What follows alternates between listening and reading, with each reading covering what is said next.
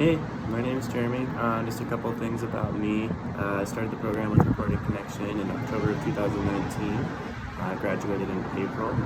I interned in Denver for a couple months, and then I actually moved to San Diego, where I interned at Phaser Control Studios. Still finishing up my internship there, just because of all the COVID stuff. So that's pretty cool.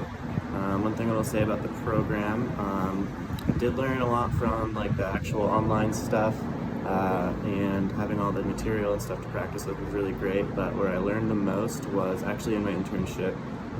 So that's really cool, having like hands-on stuff to work with. And then I guess shortly after I graduated, my career advisor got in touch with me. He helped me build a resume.